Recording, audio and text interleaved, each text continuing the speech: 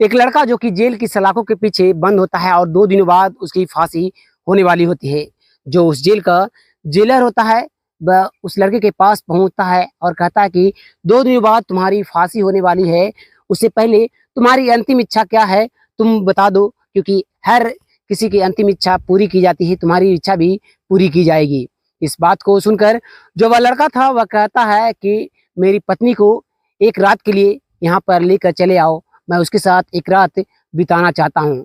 इस बात को सुनकर जो वह लेट जेलर था वह तैयार तो हो जाता है, लेकिन वह भी सोच में डूबा हुआ था कि आखिर वह जो लड़का है वह अपनी पत्नी को जेल में क्यों बुलाया है और एक रात ही उसके साथ क्यों बिताना चाहता है।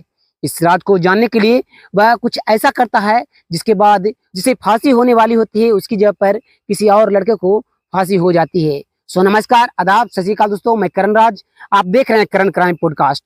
अगर आपने अभी तक हमारे चैनल को सब्सक्राइब नहीं किया है तो सब्सक्राइब कर बेल का घंटा को जरूर दबा दें, ताकि आगे आने वाली वीडियोस के लिए हमें मोटिवेशन मिलता रहे। ये कहानी है उत्तर प्रदेश के बिजनौर की। वहीं का रहने वाला दीपक, जिसकी उम्र 24 साल थी, वह बीए की फाइनल एग्जाम को देकर उसका रिजल्ट में वह अच्छे खासे नंबर हो जाने के बाद भी वह अपने पिता के गांव में ही रह कर खेती बाड़ी में हाथ को बटाया करता था। जो उसके पिता थे वह देखते हैं कि उसका बेटा जो है वह काफी बड़ा हो चुका है और वह अपनी जिम्मेदारियों को भी समझने लगा। उसके खेत में काम में हाथ को वही बटाया करता है, क्यों ना उसकी शादी करा देनी चाहिए। इस बात को सोचकर जो दीपक के पिता थे वह दीपक के लिए एक अच्छी लड़की की तलाश करते हैं और बहुत ही धूमधाम से दीपक की शादी करा देते हैं। शादी हो जाने के बाद जो दीपक था वह अपनी पत्नी के साथ बेहद ही खुशी से रहना शुरू कर देता है, लेकिन जैसे से दिन बीतता है घर की जो जिम्मेदारियां थी वह दीपक के ऊपर आ रही होती है और घर में हमेशा पैसों की किल्लत काफ़ी ज़्यादा रहा करती थी। इस वजह से जो दीपक की पत्नी होती है वह कहती है कि क्यों ना हम दोनों जो है वह शहर चले जाएं और वहाँ पर पैसे कमाएं। जो दीपक था वह कहता है कि मेरे रहते हुए तुम्हें फैक्ट्री में काम करने की कोई आवश्यकता नहीं है, मैं अकेला ही वहाँ पर जाऊँगा और अपने घर के खर्चे को मेंटेन करूँगा, घर के जिम्मेदारियों को संभालूंगा। तुम घर को संभालो, मेरी माँ को संभालो, मेरे पिता को संभालो। इस बात को सुनकर जो दीपक की पत्नी थी वह मुस्कुराती है और अपने पति को गले लगा लेती है और कहती है कि आप जैसा कह रहे हो वैसा ही होगा। इस बात को सुनकर जो दीपक की पत्नी थी वह घर में ही रह जाती है और दीपक शहर जाने के लिए सारी तैयारियों को करता है और शाम के करीब 4 बजते हैं तो वह अपने घर से अपने दोस्तों के पास मिलने के लिए पहुंचता है। वहाँ पर कई सारे दोस्त होते हैं, उनमें से एक जिगरी दोस्त होता है जिसका नाम पंकज होता है। उम्र उसी के समांतर थी, जो कि बचपन से ही उसके साथ पढ़ा लिखा था, बचपन से ही खेलता कूदता था और साथ में जो पढ़ाई की थी एक साथ की थी। जो पंकज था वह कहता है कि दीपक, तुम शहर जा रहे हो, भले ही मेरी शादी नहीं हुई है, लेकिन मैं भी सोच रहा हूँ कि मैं भी अपने घर के जिम्मेदारियों को संभाल लूँ, क्योंकि जॉब तो कोई हो नहीं रही, नौकरी कोई लग नहीं रही है, इसलिए मैं भी तुम्हारे साथ शहर चलकर कमाना चाहता हूँ। मैं अपने माता पिता का सहारा बनना चाहता हूँ, क्योंकि मैं भी घर का इकलौता बेटा हूँ। इस बात को सुनकर जो दीपक था वह अपने दोस्त को बातों को सुनकर वह मुस्कुराता है और कहता है कि अच्छी बात है, हमारी दोस्ती बचपन से ही एक साथ रहने की थी और अभी भी हमारी दोस्ती एक ही जैसे ही, तो आगे चलकर भी हमारी दोस्ती एक ही जैसा आने वाले दिनों में भी रहेगी। इसलिए ठीक है, तुम अपनी सागर तैयारियां कर लो, क्योंकि 2 दिन बाद हम दोनों जो है वह घर से निकल जाएंगे। इस बात को सुनकर जो पंकज था वह काफ़ी ज़्यादा खुश होता है और वह अपने माता पिता से जाकर सारी बातों से अवगत कराता है कि जो मेरा जिगरी दोस्त है दीपक वह शहर जा रहा है कमाने के लिए, तो वह भी उसके साथ जाना चाहता है। वैसे भी गांव में रहकर वह कोई काम तो करता नहीं है, सिर्फ दिन भर वह बैठा रहता है। अगर 2 पैसे वह कमा लेगा तब वह आप लोग का सहारा बनेगा। इस बात को सुनकर जो पंकज के माता पिता थे वह तैयार हो जाते हैं और कहते हैं कि ठीक है बेटा, अगर तुम कहते हो तो तुम जा सकते हो, तुम अब बड़े हो चुके हो, तुम अपने जिम्मेदारियों को समझ सकते हो और तुम अपना देखभाल खुद कर सकते हो, अपने भविष्य के आगे में के बारे में सोच सकते हो। इस बात को सुनकर जो पंकज था वह तुरंत अपने कमरे में पहुंचता है और अपनी जाने की तैयारी करना शुरू कर देता है। इधर दीपक अपनी पत्नी के साथ चूल्हे पर बैठकर, जो दीपक की पत्नी थी वह तरह तरह के पकवान को पका रही होती है, ठेकुए, निमकी वगैरह सारी चीज छान रही होती है। जो दीपक था वह अपनी पत्नी को कहता है कि ज़्यादा वह खाना न बनाए, रास्ते में वह ज़्यादा क्या खाएगा, अगर रास्ते में हो सकेगा तो वह कुछ खरीद कर भी खा लेगा। इस बात को सुनकर जो दीपक की पत्नी थी वह कहती है कि नहीं, आपको रास्ते में ट्रेन पर जो है वह एक भी सामान खरीद कर बाहर से आपको नहीं खानी है। जो मैं घर से बना कर दूंगी उसी को खाकर आप रहोगे। रास्ते में कुछ भी नहीं लेना है, सिर्फ पानी के सिवा। वो भी आप घर से पानी ले लेना। अगर आपका पानी खत्म हो जाएगा तब आप जाकर बाहर से पानी को खरीद कर पीना। इस बात को सुनकर जो दीपक था वह कहता है कि आखिर ऐसी क्या बात है जिसकी वजह से तुम मना कर रही हो। जो दीपक की पत्नी थी वह कहती है कि अक्सर सुनने को मिलता है कि बाहर जाने वक्त कई लोग जो होते हैं वह तरह तरह के पकवान को खिलाते हैं, उसके बाद उनका सामान जो है वह लेकर चले जाते हैं और वह नींद में सोया ही रह जाता है। इस बात को सुनकर दीपक जो था वह जोरों से हंसता है और कहता है कि ये पुरानी बातें हैं, अब के ज़माने में ऐसा कुछ भी नहीं होता। जो दीपक की पत्नी थी वह कहती है कि मैं जैसा कर रही हूँ वैसा ही आपको करना होगा। जो दीपक था वह कहता है कि ठीक है, तुम जैसा कर रही हो वैसा ही होगा। मैं रास्ते में कोई भी सामान जो है वह खरीद कर नहीं खाऊंगा। वैसे ही सारे पकवान को पकते हैं। दोनों जो थे वह खुशी खुशी बातें करते हुए वह खाने को बना रहे होते हैं। करीब 2 दिन बीत जाने के बाद जो दीपक था वह पंकज के पास जाता है और कहता है कि पंकज, क्या तुमने सारी तैयारियां जो है वह कर ली है। जो पंकज था वह कहता है कि हाँ, मैंने सारी तैयारियां कर ली है। माँ ने मेरे लिए भी कई तरह के पकवान को पकाई है। सारे पकवान जो है मैंने अपने बैग में रख लिया है। तो दीपक जो था वह कहता है कि ठीक है, हम लोग जो है वह करीब 1 घंटे में निकलेंगे, ऑटो आने वाली है, उसके बाद रेलवे स्टेशन एक साथ हम लोग चलेंगे। जो पंकज था वह कहता है कि ठीक है, मैं अपना बैग लेकर तुम्हारे घर पर ही चला आता हूँ, वहीं से हम दोनों जो है वह साथ में चलेंगे। पंकज तुरंत अपने घर के अंदर जाता है और अपने बैग को लेकर दीपक के साथ दीपक के घर पर पहुंचता है। वहां पर दीपक की पत्नी जो थी वह हाथ में पानी को लेकर वह खड़ी होती है। दीपक के जो माता पिता थे वह भी दीपक को विदा कर रहे होते हैं। जो पंकज था वह भी दीपक की पत्नी को मजाक करते हुए कहता है कि भाभी, अपना ख्याल रखना, क्योंकि हम दोनों जो है वह जा तो सह रहे हैं, कहीं आप जो है भैया को भूल मत जाना, कहीं इश्क और मत अपना दिल लगा लेना। इस बात को सुनकर जो दीपक की पत्नी थी वह कहती है कि पंकज, ऐसी कोई बात नहीं है, वह हमसे काफ़ी ज़्यादा प्यार करते हैं, मैं भी उनसे काफ़ी ज़्यादा प्यार करती हूँ। अगर उनकी इच्छा है कि मैं यहाँ पर रहूँ तो मैं रह रही हूँ। ये तो मेरी भी इच्छा थी कि मैं उनके साथ शहर जाऊँ, उनके काम में हाथ बटाऊँ, 2 पैसे मैं भी कमाऊँगी, 2 पैसे ये भी कमाएंगे तो 4 पैसे हो जाएंगे और घर हम लोग अच्छे चलाएंगे। लेकिन इनकी मर्जी है कि वे अकेले ही घर की जिम्मेदारियों को संभाले, इसलिए मैं चुपचाप से घर में ही अपने सास ससुर के साथ रह रही हूँ। जो पंकज था इस बात को सुनता है तो वह चुपचाप से हो जाता है। तभी एक ऑटो वहीं पर आती है। दोनों जो थे वो उस ऑटो पर सवार होते हैं और ऑटो रेलवे स्टेशन पहुंचती है। रात के करीब 11 बजे ट्रेन आने वाली होती है। दोनों बैठकर एक दूसरे से बातें कर रहे होते हैं। रात के 11 बजते हैं। दोनों जो थे वह टिकट को लेकर वह रिजर्वेशन वाले बोगी में चढ़ जाते हैं। टिकट लिए हुए थे जनरल का, लेकिन रिजर्वेशन में चढ़ जाने के बाद जो दोनों थे वह मगन से जा रहे होते हैं। लेकिन आधे रास्ते जाने के बाद जो उस ट्रेन का टीटी था वह उस पर पहुंचता है, उस बोगी में, और उन दोनों से टिकट मांगता है। जो पंकज और दीपक होते हैं वह अपने टिकट को दिखाते हैं। तो जो टीटी था वह तुरंत उन दोनों के ऊपर फाइन बांध देता है और कहता है कि तुम दोनों का जो टिकट है वह जनरल बोगी का है, अब तुम दोनों रिजर्वेशन में आ चुके हो, तो तुम्हें फाइन को भरना होगा। इस बात को सुनकर जो दीपक था वह कहता है कि ठीक है, मैं फाइन को देने के लिए तैयार हूँ, लेकिन यहीं पर रहकर मैं पूरे सफ़र को पूरा करना चाहता हूँ। जो टीटी था वह कहता है कि ठीक है, तुम फाइन जो है वह पूरे भर दो, उसके बाद तुम आराम से इस यहाँ पर रह सकते हो, तुम्हें आगे कोई भी टीटी नहीं उतारेगा। जो दीपक था वह तुरंत अपनी जेब से पैसे को निकालता है और टीटी को दे देता है। लेकिन पंकज को पैसे देने का टीटी का बिल्कुल मन नहीं होता कि वह फाइन को भरे। वह कहता है कि वह अगले बोगी स्टेशन पर आने के बाद वह जनरल में चला जाएगा। दीपक था जो वह कहता है कि तुम जनरल में जाओगे तो वहाँ पर काफ़ी भीड़ लगी होगी, इसलिए तुम पैसे दे दो, पैसे की चिंता क्यों करते हो। अगर तुम्हारे पास पैसे खत्म हो जाएंगे तो मैं तुम्हारा हूँ ना वहाँ पर, मैं तुम्हारा खर्च जो है वह वहाँ पर कुछ दिनों के लिए उठाऊँगा। इस बात को सुनकर पंकज न चाहते हुए भी उस टीटी को फाइन को दे देता है। जो वह टीटी था वह उन दोनों का फाइन को लेने के बाद टिकट वहीं पर कर देता है और उसके बाद वहां से वह चला जाता है। दोनों जो थे वह राजस्थान पहुंचते हैं। अपने स्टेशन पर उतर जाने के बाद उनका एक दोस्त होता है जो कि वह कॉल करता है दीपक और कहता है कि हम दोनों जो है वह पहुंच चुके हैं, तुम स्टेशन पर लेने के लिए चले आओ। जो वह दोस्त था वह उन दोनों को रिसीव करता है और वह अपने कमरे पर लेकर चला जाता है। करीब 3-4 दिन तक वह अपने दोस्त के पास वह दोनों रहते हैं। उसके बाद वह दोस्त था जो वह अपनी ही कंपनी में उन दोनों को काम लगा देता है और एक अलग कमरा दिला देता है और दोनों खुशी खुशी कमाना शुरू कर देते हैं। उसी कंपनी में प्रीति नाम की लड़की जो कि काम कर रही होती है, प्रीति दीपक को देखते ही उसकी दीवानी हो जाती है और वह अपना दिल उसे दे बैठती है। वह नहीं जानती कि वह दीपक जो है वह शादीशुदा है, क्योंकि वह मन ही मन उसे प्यार करने लगी थी और जब भी उसे बात करने का मन दीपक से करता, वह दीपक के नज़दीक जाती और वहीं पर साथ में बैठकर काम करना शुरू कर देती और उसे बातचीत करना शुरू कर देती।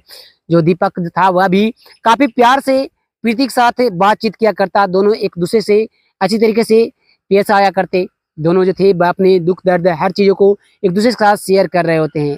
उसी दौरान दीपक का जो दोस्त पंकज था उसकी शिफ्ट पहले नाइट में थी, अब डे में कर दी जाती है, जो कि दीपक पहले से ही डे में शिफ्ट में काम कर रहा होता है। उसके अगले दिन से दीपक अपने दोस्त पंकज को अपने साथ डे में लाता है और दीपक प्रीति के साथ बैठकर जब बातें किया करता, जो पंकज था वह प्रीति को निहारता हुआ रहता, वह देखता हुआ रहता। दिन समय बिगड़ता हुआ जा रहा होता है। उसी दौरान जो पंकज था वह कहता है दीपक से कि दीपक, तुम जो है वह प्रीति से बातचीत करते हो, क्या तुम्हें उससे प्यार हो गया है? इस बात को सुनकर जो दीपक था वह कहता है कि नहीं, मुझे उससे प्यार नहीं है, मैं शादीशुदा हूँ, मेरी शादी हो चुकी है, मेरी एक पत्नी है, मेरा परिवार है, मैं कैसे उसे दिल लगा सकता हूँ? इस बात को सुनकर जो पंकज था वह कहता है कि अगर प्यार नहीं हुआ है तो क्या तुम प्रीति का नंबर मुझे दे सकते हो? इस बात को सुनकर जो दीपक था वह कहता है कि नहीं, मैं उसे बिना पूछे हुए तुम्हें नंबर नहीं दे सकता। पंकज काफ़ी ज़्यादा दीपक को कहता है कि वह नंबर दे दे, लेकिन दीपक मना करता है कि पंकज, मैं किसी भी कीमत पर तुम्हें उस लड़की का नंबर नहीं दे सकता, क्योंकि अगर वह जानेगी कि मैं तुम्हें नंबर बिना उसे पूछे हुए तुम्हें दे दिया हूँ तो वह मुझसे नाराज़ हो जाएगी और वह गुस्सा करेगी और ये ठीक भी नहीं है। जो पंकज था और दीपक दोनों के बीच कहा-सुनी होना शुरू हो जाता है, लेकिन कहा-सुनी कंपनी से निकल जाने के बाद होती हुई कमरे तक पहुंचती है। लेकिन जब कमरे में पहुंच जाने के बाद खाना बनाने की बारी आती है तो दोनों की जो लड़ाई झगड़े थे वह खत्म हो जाते हैं और दोनों एक साथ खाना पीना बनाते हैं और एक साथ सो जाते हैं। अगले दिन दीपक अपने दोस्त पंकज के साथ कंपनी में पहुंचता है। वहां जाने के बाद जो पंकज था वह अपने दोस्त के बारे में प्रीति को बताने की सोच रहा होता है, लेकिन वह सोचता है कि अगर प्रीति गुस्सा हो जाएगी तो उससे भी जो उसकी अच्छी खासी दोस्ती है वह खत्म हो जाएगी। इसलिए दोनों की बातें जो है वह अपनी जगह पर रहने देते हैं और जैसे चल रहा है वैसे चलने देते हैं। इसलिए दीपक प्रीति को बताना चाह रहा होता है, लेकिन वह कुछ भी प्रीति से नहीं बताता कि उसका दोस्त पंकज जो है वह उसे क्या चाह रहा था। इस बात को सोचकर जो दीपक था वह चुप रह जाता है। दिन जो था वह बीतता है। उसी दौरान एक शाम के करीब 6 बज रहे होते हैं। जो दीपक था वह सब्जियों को लेने के लिए बाजार चला जाता है। जो पंकज था वह कमरे में बैठकर अपनी रोटी को बना रहा होता है। तभी जो प्रीति थी वह कमरे पर दीपक से मिलने के लिए पहुंचती है। जो पंकज था वह देखता है कि प्रीति आई है, वह काफ़ी ज़्यादा उसे देखकर खुश होता है। प्रीति पूछती है कि पंकज, दीपक कहाँ गया? दीपक से मुझे कुछ काम है, उसे कुछ ज़रूरी बातें करनी हैं। इस बात को सुनकर जो पंकज था वह कहता है कि पहले कमरे में आकर बैठ जाओ, उसके बाद हम दोनों जो है बातें करेंगे। दीपक कुछ देर में ही चला आएगा। इस बात को सुनकर जो प्रीति थी वह कमरे में पहुंचती है और पंकज को कहती है कि पंकज, तुम साइड हो जाओ, मैं आ ही चुकी हूँ तो खाना मैं बना देती हूँ। इस बात को सुनते ही जो पंकज था वह साइड हो जाता है और प्रीति खाना बनाना शुरू कर देती है। वह कहता है कि आज उसका मौका है, क्योंकि दीपक जो है वह बाजार गया हुआ है। अगर आज वह अपने दिल की बात जो है वह प्रीति से कह दे, शायद प्रीति को भी उससे प्यार हो। इस बात को सोचते हुए जो पंकज था वह प्रीति को कहता है कि प्रीति, मैं तुमसे कुछ बात कहना चाहता हूँ। इस बात को सुनकर जो प्रीति थी वह कहती है कि हाँ बोलो, क्या बात है? पंकज कहता है कि मुझे तुमसे प्यार है और मैं तुमसे एक साथ हम दोनों जो है वह रहना चाहते हैं, एक साथ ज़िंदगी बिताना चाहते हैं। इस बात को सुनते ही प्रीति जो थी वह उस खाना बनाने को छोड़कर वह खड़ी हो जाती है और कहती है कि पंकज, ये तुम कैसी बातें कर रहे हो? मैं दीपक से प्यार करती हूँ।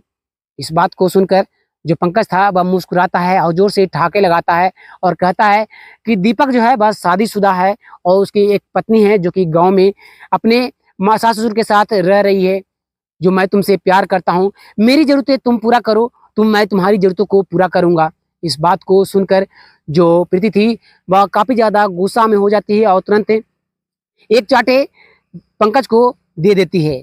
पंकज जो था वह काफ़ी ज़्यादा गुस्से में हो जाता है और प्रीति वहाँ से जाने लगती है। तभी जो पंकज था वह प्रीति के हाथों को पकड़ता है और उसे अंदर खींचकर दरवाजे को बंद कर देता है और उसके साथ गलत करना शुरू कर देता है। करीब आधे घंटे बीत जाने के बाद जो पंकज था वह उठता है और सोचने लगता है कि अगर दीपक कमरे पर चला आएगा और प्रीति को देखेगा और प्रीति जब उसे बताएगी सारी बात तो वह काफ़ी ज़्यादा गुस्सा करेगा, शायद उसे पुलिस को भी हवाले कर दे। इसलिए जो दीपक था वह कुछ ऐसी बातें सोचता है और वह तुरंत वहीं पे से एक चाकू को उठाता है और उसे इस दुनिया से अलविदा कर देता है प्रीति को। जो पंकज था वह तुरंत वहाँ से कहीं चला जाता है और जब दीपक के कमरे पर पहुँचता है तब तक जो पंकज था वह पुलिस के पास कॉल कर चुका था कि दीपक नाम का लड़का जो कि अपने कमरे पर अपनी गर्लफ्रेंड को लाकर उसको इस दुनिया से अलविदा कर दिया है, जो जल्दी से आप उसे जाकर पकड़ लो।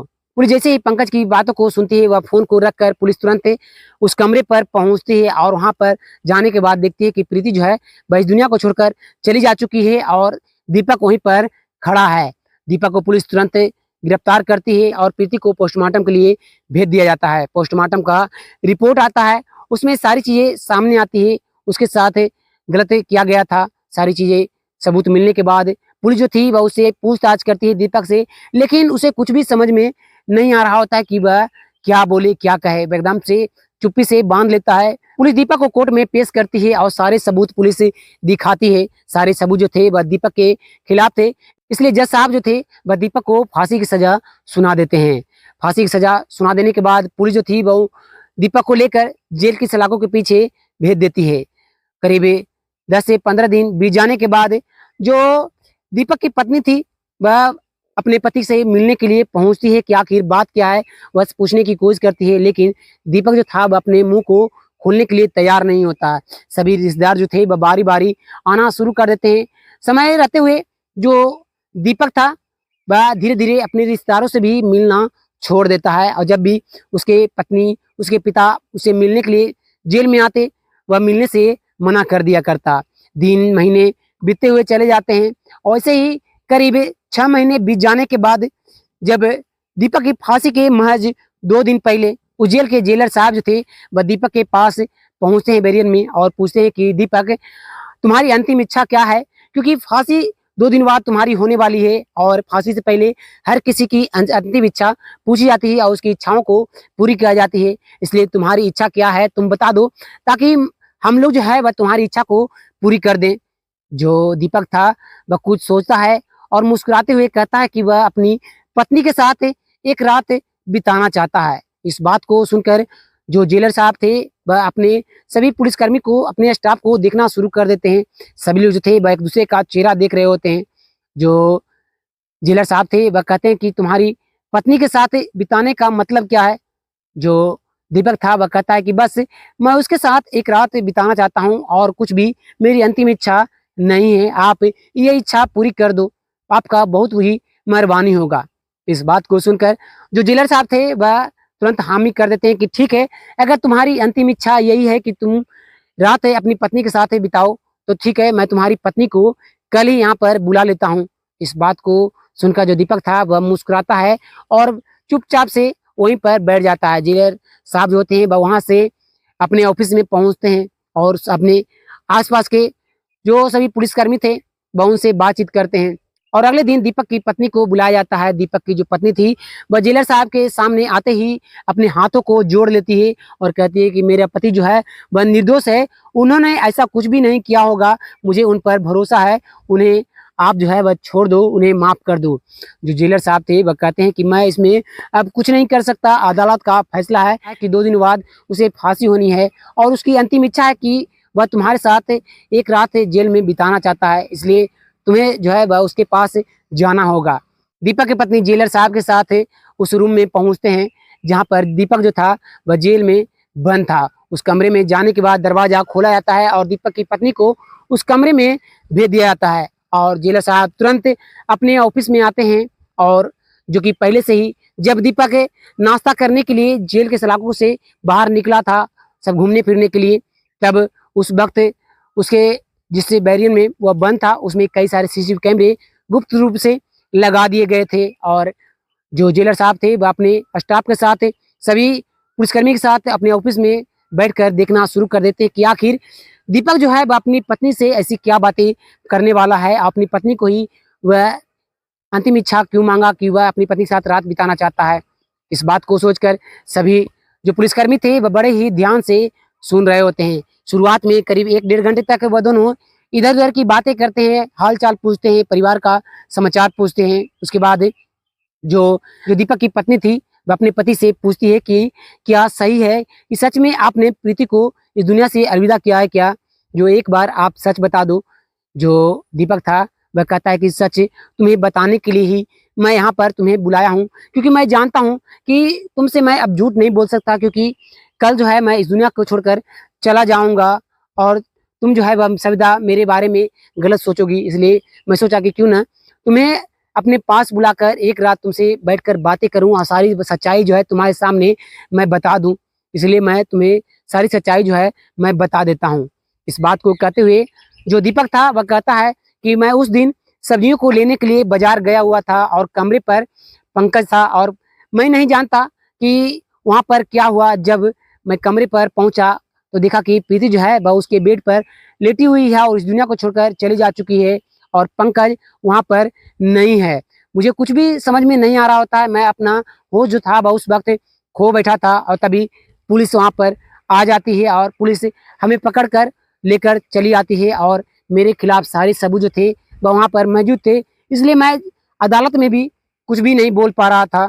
इस बात को जब उस जेल के सभी पुलिसकर्मी और साथ में जेलर साहब सुनते हैं तो उनकी आंखों से भी आंसू गिर जाते हैं और वह सोचने लगते हैं कि एक निर्दोष व्यक्ति जो है उनके जेल में बंद है और 2 दिन बाद उसकी फांसी होने वाली है। ऐसा नहीं होना चाहिए, एक निर्दोष को फांसी नहीं मिलनी चाहिए। जो जेलर साहब होते हैं वह तुरंत सारी बातों को सुनने के बाद वह अपने आला अधिकारी, अपने से बड़े अधिकारियों के पास कॉल करते हैं और सारी बातों से अवगत कराते हैं और कहते हैं कि जितनी जल्दी हो सके इस बात को जज साहब के सामने ले जाया जाए। जो उस जेल के जेलर साहब होते हैं और बड़े अधिकारी उस जज के पास से जाते हैं जिन्होंने दीपक को फांसी की सजा सुनाई थी और सारी बातों से अवगत कराते हैं और कहते हैं कि फांसी रोकनी चाहिए। जो जज साहब थे वह कहते हैं कि मेरा अधिकार तो नहीं है फांसी रोकने का, एक बार मैंने फैसला दे दिया कि उसे फांसी होनी है तो फांसी तो तय है, लेकिन उसकी जगह पर जो मुजरिम है अगर पुलिस उसे पकड़ कर लेकर चली आती है तो उसे फांसी उसकी जगह पर दी जा सकती है। इस बात को सुनते ही जो सभी पुलिसकर्मी थे वह तुरंत एक्टिव हो जाते हैं और पंकज को तलाश करना शुरू कर देते हैं। धीरे धीरे उसका मोबाइल का लोकेशन से उसे तुरंत एक छोटे से गांव से जहां पर महज 10 घर ही होंगे वहां से गिरफ्तार किया जाता है और पंकज को लाकर दीपक की जगह पर फांसी पर चढ़ा दी जाती है। जब दीपक और दीपक की पत्नी को सारी बातों से अवगत उस जेल के जेलर साहब होते हैं वह कराते हैं कि हम लोगों को सारी बातें मालूम हो चुकी थी, तुम दोनों जो बातें कर रहे थे मैंने उस कमरे में कई सारे सीसीटीवी कैमरे लगाए हुए थे कि आखिर तुम दोनों जो है वह क्या बातें करने में लगे हुए हो। इसलिए सारी बातें जब हम लोगों ने सुना, मैंने अपने आला अधिकारियों से बात किया। उसके बाद सारी बातें हो जाने के बाद तुरंत पंकज को पुलिस पकड़ी और यहाँ पर लेकर चली आई और तुम्हारी जगह पर उसे इस दुनिया से अलविदा कर दिया गया है। जो दीपक की पत्नी थी वह तुरंत अपने हाथ को जेलर साहब के सामने जोड़ देती है और साथ में दीपक भी उस जेल के जेलर साहब के सामने अपने हाथों को जोड़ता है और कहता है कि आपकी बहुत बड़ी मेहरबानी, मैंने कभी सोचा नहीं था 2 दिन बाद मुझे फांसी पर चढ़ाई जाएगी, उससे पहले ही आपको लोगों के सामने सच्चाई आ गई। अगर मेरा मुंह खोलने से अगर सारी बातें सामने पहले ही आ जाती तो मैं अदालत में ही सारी बातों को वहाँ पर कह देता। इस बात को सुनकर जो उस जेल के जेलर साहब होते हैं वह कहते हैं कि जो हुआ सो हुआ, तुम दोनों जो है खुशी खुशी अपनी जिंदगी जाकर बिताओ। दोनों पति पत्नी जो थे वह वहाँ से निकलते हैं और बेहद ही खुशी से अपनी जिंदगी बिताना शुरू कर देते हैं। सो दोस्तों ये कहानी यहीं पर समाप्त हो जाती है। ये कहानी जो थी वह सोशल मीडिया के जरिए मुझे मिली और मैंने सोचा कि क्यों ना कि ये कहानी जो है काफ़ी ज़्यादा इंटरेस्टिंग है, इसलिए आप लोग को सुनानी चाहिए, दिल को छू लेने वाली है। और ये कहानी में क्या सच्चाई है क्या नहीं सच्चाई है ये मैं पुख्ता नहीं कर सकता, क्योंकि ये कहानी जो है वह सोशल मीडिया पर आजकल काफ़ी ज़्यादा चल रही है। इसलिए मैंने सोचा कि मैं अपने जो मित्र हैं सभी मेरे चैनल से जुड़े हुए, उन सभी को ये कहानी रूबरू करानी चाहिए। इस कहानी से आपको ये कहानी कैसी लगी कमेंट कर जरूर बताइएगा। फिर मिलते हैं एक और रोमांचक कहानी के साथ, तब तक के लिए धन्यवाद। जय हिंद।